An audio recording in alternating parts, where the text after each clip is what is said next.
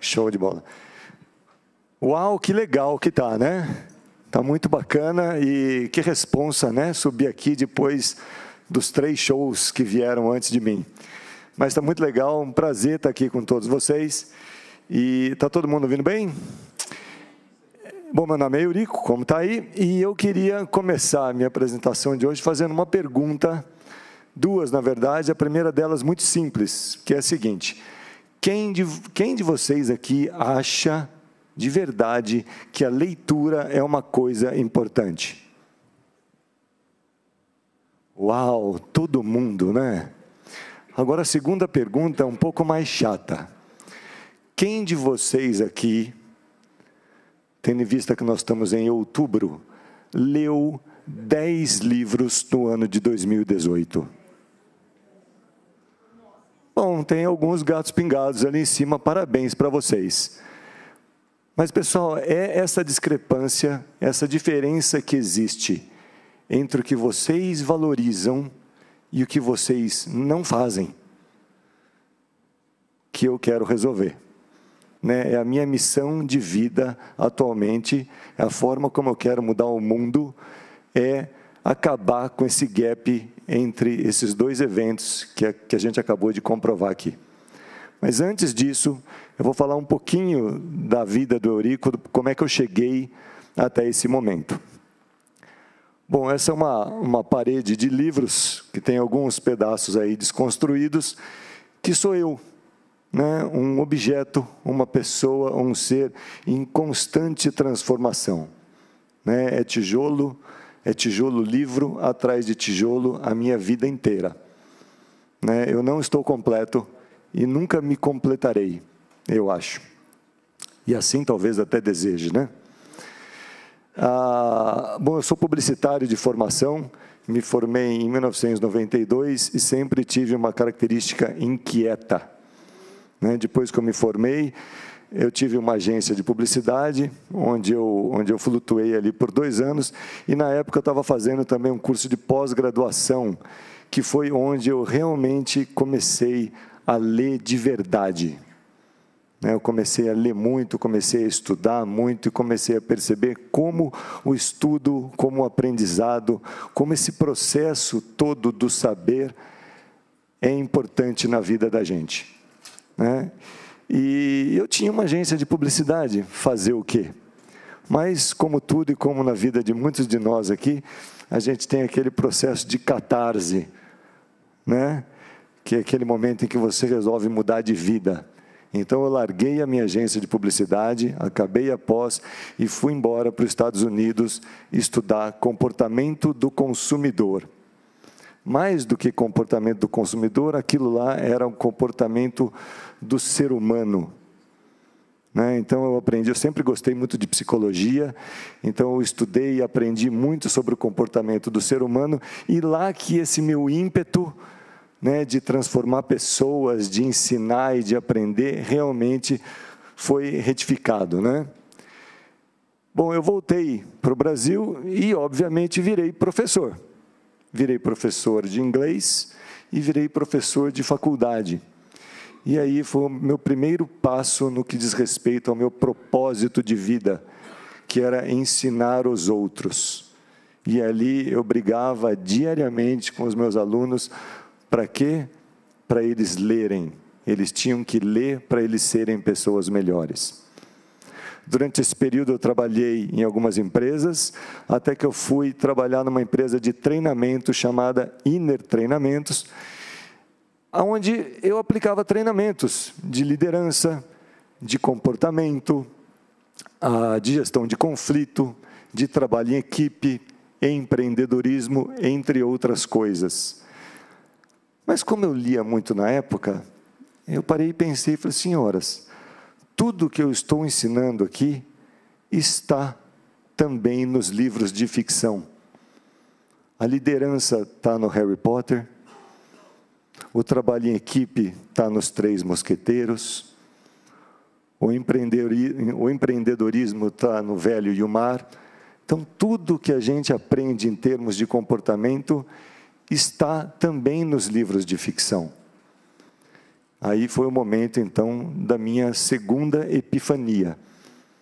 Eu saí da Inner, fui para a Índia, fiquei 3 semanas na Índia, fui junto com o pessoal de yoga, voltei e resolvi criar e criei a ficção na realidade, leitura e debate orientado, que começou como um clube de leitura, mas depois se transformou numa iniciativa que promove a qualidade de vida, o desenvolvimento humano e pessoal, a cultura, o aprimoramento intelectual através da leitura e do debate de livros de ficção e de alguns trechos selecionados. Então, o que a gente faz? Junta um grupo de pessoas, põe essas pessoas para ler, debate com elas o que foi lido e, a partir dos trechos grifados, instiga a reflexão. E, em cima da reflexão, a gente muda comportamento. Essa é a ficção na realidade, que atua em 2 níveis que eu acho muito interessantes, que é o nível da leitura, porque quando a gente lê, o simples ato de ler já faz bem para a gente. E depois tem o conteúdo do que a gente lê, que também é uma outra coisa muito legal. Por exemplo, benefícios da leitura. Eu coloquei aí o símbolo do infinito, porque são infinitos os benefícios da leitura. Entre eles, a empatia. Quando a gente lê, a gente obrigatoriamente se coloca no lugar do narrador. Senão a gente não lê. Então, a prática empática, tão falada hoje em dia, é muito aprimorada pelo ato de ler. Depois a gente tem aqui, pulei um, né? O foco. Pessoal, sem foco a gente não consegue ler nada. Então, a leitura também faz com que a gente pratique o foco. E está todo mundo sem foco hoje em dia, né? Capacidade de fala, capacidade de escrita, não preciso nem falar que isso é óbvio que acontece quando a gente lê. E, por fim, a criatividade e a imaginação. Está aí o Senhor dos Anéis, Guerra dos Tronos, Moby Dick e tantos outros romances que levam a gente a outros mundos, conhecer pessoas diferentes, viajar por universos nunca antes navegados, né? Então, a ficção, na realidade, te melhora pelo simples fato da leitura e pelo conteúdo da leitura. Como que vem o conteúdo da leitura? Pelos grifos. Eu sempre fui aquele cara que nunca conseguiu ler sem ter uma caneta na mão, ou um lápis. Então, o que a gente faz? A gente extrai a essência de um grifo e transforma numa competência aplicada. Vou dar um exemplo para vocês. Está aí o livro do qual derivou o filme que alguns de vocês conhecem, que é Os Jogos Vorazes. Então, lendo a partir dos Jogos Vorazes, a gente pratica algumas competências, como estratégia, competência, controle emocional, poder, questões de identidade, a importância da estética, sacrifício e assim por diante. Leu, debateu, aprendeu, mudou. Aqui a gente tem um outro livro que conta a história de um senhor que vai pescar um peixe. Como se pudesse pescar outra coisa, dentro de um peixe. E essa história é muito interessante porque é uma aventura empreendedora. Então, a gente pratica criatividade, abertura ao novo, paciência, resiliência, persistência, respeito ao peixe. Tudo isso está nessa ficção. Então, a gente aprende a empreender a partir da história de um senhorzinho que vai pescar. Depois a gente tem um outro livro interessantíssimo, que eu trouxe como exemplo, que é O Senhor das Moscas, que conta a história de 15 crianças que ficam presas numa ilha sem adultos. Dá para imaginar? 15 crianças sozinhas numa ilha, sem nenhum adulto.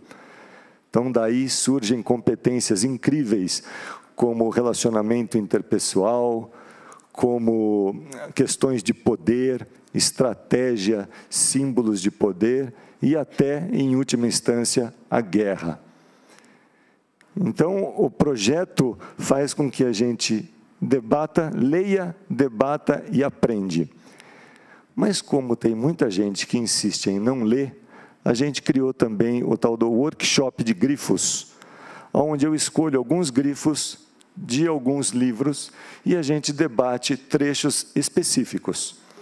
Eu vou apresentar alguns para vocês, para a gente, de repente, até debater, tá? Olha o primeiro deles. Deem uma lida, por favor.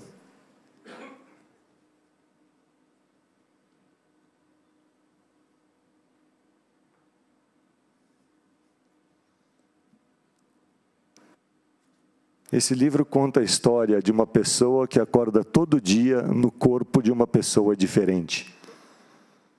É um livro pré-adolescente que trata da questão da empatia.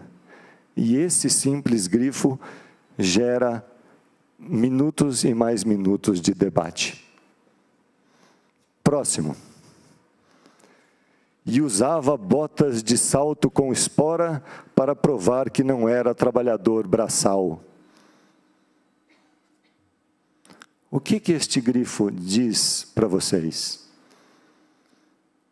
A importância da estética? Desde o oeste americano até os dias de hoje, está aí para vocês pensarem. Veja o que Odin faz em torno de toda a sabedoria do mundo. Ele precisa beber a água do poço da sabedoria e para isso ele precisa doar um olho. E aí eu faço a pergunta para vocês: vocês doariam um olho de vocês em troca de toda a sabedoria do mundo? Odin fez isso. E isso é uma provocação que gera horas de debate. É isso que a gente faz também no workshop de grifos. A gente provoca reflexões para que a partir delas a gente mude o mundo. Mais um. Dostoiévski foi preso e relata isso no livro Recordações da Casa dos Mortos. Olha isso, que lindo, gente. Haverá, por exemplo, tormento maior do que não poder ficar sozinho um momento ao menos? Ou seja, o cara vai preso e o maior tormento da vida dele é não poder ficar sozinho. Isso também gera debate, não gera? É isso que a ficção, na realidade, faz. Ela instiga o pensar. E quando a gente pensa, a gente muda a nós mesmos e aos outros. E o meu último grifo, mas não a última análise, é este aqui, ó. Deixa eu voltar. O próximo grifo diz respeito a um casal que fica sem eletricidade por uma semana. Olha o que acontece. Alguma coisa acontecia quando a casa ficava escura. Os dois conseguiam conversar um com o outro. E você conseguiria ficar sem eletricidade por um dia?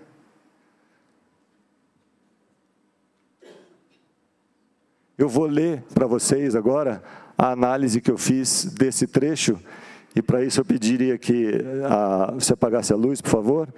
E eu vou pedir um favor para vocês, pessoal. Eu quero que vocês fechem os olhos por 1 minuto, que é o tempo que eu tenho aqui, tá bom? Eu já falo para vocês, pode ficar de olho aberto por enquanto. Isabela, a luz. A luz está aqui.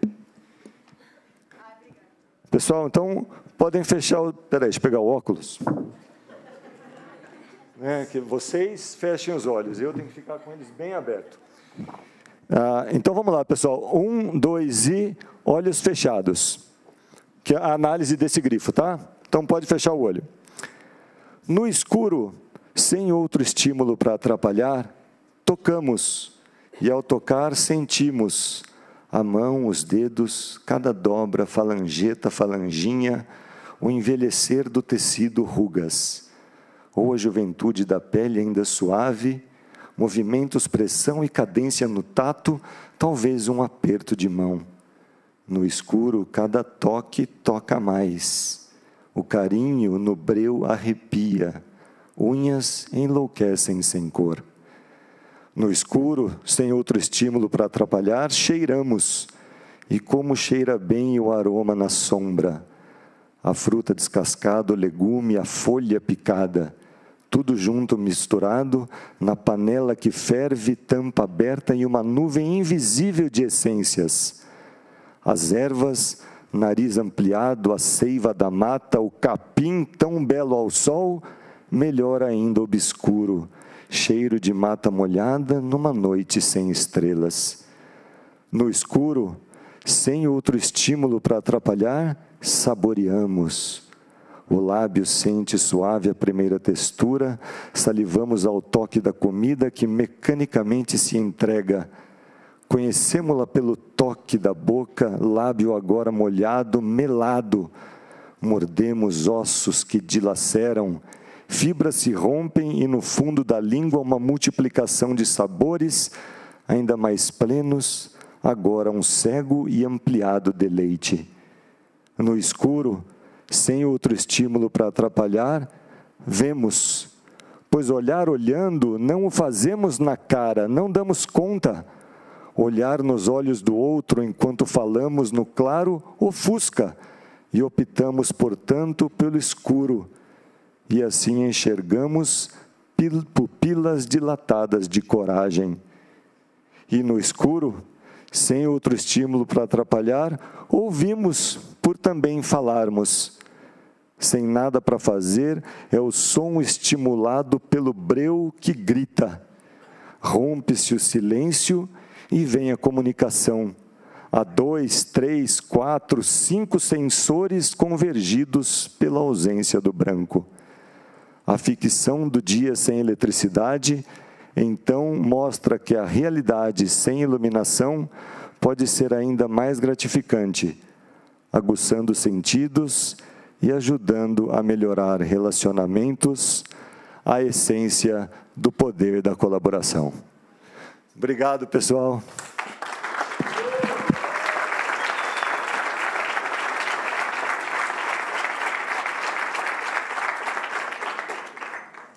Bonito. E aí, gente, quem pergunta algo para o Eurico? Vai, joga. Já sei, Cris. Joga. Quem pegar faz uma pergunta. Tipo assim. Não é bom? Aqui. E lá? Foi lá, Ana.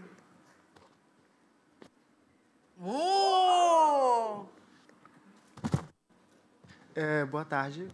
Primeiramente, parabéns pelo projeto. Eu conheço há algum tempo, desde quando eu comecei a escrever poesia. Alô?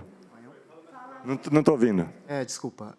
Eu conheço o projeto há algum tempo, é um projeto muito bonito, eu acompanho desde quando eu comecei a escrever poesia. E uma das minhas preocupações em escrever é em como eu consigo tocar as pessoas em prol do empoderamento e da construção do processo de identidade dela. Como você acha que... O processo do que dela? O processo de construção de identidade. Das pessoas a partir da leitura? Isso. Eu acho que o primeiro passo é a pessoa tem que começar a ler, né? E aí a prática da leitura vai construindo, né? Eu não sei se eu entendi sua pergunta direito. Eu posso repetir. Minha preocupação com relação à leitura e à escrita... A escrita também. Como eu consigo tocar as pessoas, por meio da leitura, em prol do processo de empoderamento e de construção da identidade própria dela. É isso que eu falei. Eu acho que são dois passos, né? Eu gosto de escrever também, e esse texto aí que eu li no final foi de autoria minha. Eu acho que uma das coisas mais importantes quando a gente se propõe a escrever ou empreender de qualquer maneira é deixar o medo de lado, né? O medo de cair, né? Que o Aikido ensinou, o medo de enfrentar os nãos, né? Que o Sidney, né, falou lá no começo, e aí você põe a coisa para acontecer, sabe? Eu acho que a perda do medo é o fator essencial aí para que a coisa aconteça e flua. E depois, né, que nem eu estou criando a identidade da ficção na realidade. É uma coisa que nasceu do zero, também eu vi muitos nãos e muita cara estranha por aí, mas eu acho que é questão de você começar a escrever mesmo, perder o medo, publicar o que você escreve, né, e deixar as pessoas falarem, porque no fundo o que importa é o que você faz. Tá? Muito bom, gente. É isso.